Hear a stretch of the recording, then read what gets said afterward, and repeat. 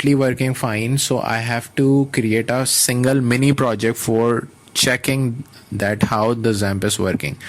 Go to the Xampp folder, go into the htdocs, create another folder with the project name. So I am going to create another project with the name of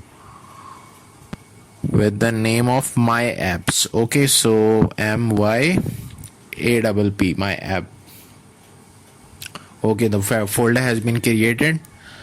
Now I am going to create this folder. I am going to open this folder in my Visual Studio Code. So go to cmd and write code. It will automatically open your Visual Studio. Create a file index.php and write the chunk of the print statement. All right, so let's check out over the Chrome browser. Write the URL as localhost/myapp.